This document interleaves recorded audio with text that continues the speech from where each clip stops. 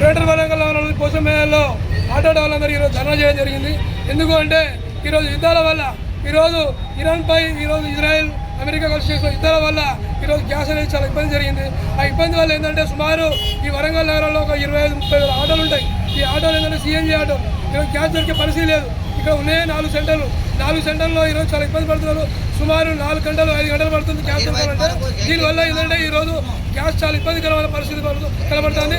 Gas పెరగడం వల్ల ఈరోజు రేటు పెంచే పరిస్థితి వస్తుంది. ఎందుకంటే ఇప్పటికే నిత్యావసర వస్తువులు పెరిగినాయి. మనం చూసాం, ఇప్పుడు చికెన్ సెంటర్లు ఈరోజు పనిచేశారు. ఈరోజు ఎందుకంటే వాళ్ళకి ధరలు పడుతుందని చెప్పేసి సుమారు 300 దాకా ధర పోయింది. అంటే ఇదే కాకుండా నిత్యావసర వస్తువులు పెరిగే అవకాశం ఉంది, ధరలు పెరిగే అవకాశం ఉంది. డ్రైవర్లు బతికే పరిస్థితి లేదు. ఒక పక్క రాపిడో, ఊబర్ లాంటి సంస్థలు వచ్చి చాలా లాడ్ చేస్తున్నాయి. ఈరోజు కిరాయిలే పరిస్థితి లేదు. డ్రైవర్లు ఆత్మహత్య చేసుకుంటున్నారు.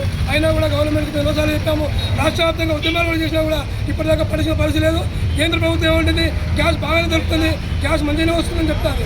చెప్పుకుంటేనే యుద్ధాన్ని ఈరోజు ఆపే పరిస్థితి లేదు. పోనీ యుద్ధం గురించి మాట్లాడే పరిస్థితి లేదు. ఈరోజు కేంద్ర ప్రభుత్వం ఈరోజు ఎట్లా ఉందంటే ఇటు కాకుండా అటు కాకుండా ఈ మూలిగే నక్కపై తాళుపడ్డ పడినట్టుగా ఈరోజు కనపడుతుంది. కేంద్ర ప్రభుత్వం వైఖరి కరెక్ట్ లేదు. దీనివల్ల కార్మికులు ఇబ్బంది పడతారు, యావత్ ప్రజలు ఇబ్బంది పడతారు. ముఖ్యంగా మేము ఆటో వాళ్ళం ఈరోజు పూట కలిసే పరిస్థితి నాకు లేదు. ఎందుకంటే ఒక పక్కపడి గ్యాస్ దొరకలేదు, ఇంకో పక్క మాకు కిరాయిలు అయితే ఇవన్నీ సంస్థలు ఉన్నాయి. కాబట్టి వీటన్నిటికీ ఉద్దేశించి ఈరోజు డ్రైవర్లు అందరం కలిసి కోసమే ఏరియాలో ధర్నా చేయడం జరిగింది. నా పేరు మొహమ్మద్ బషీర్ అహ్మద్, సిఐటి వరంగల్ జిల్లా అధ్యక్షుడు.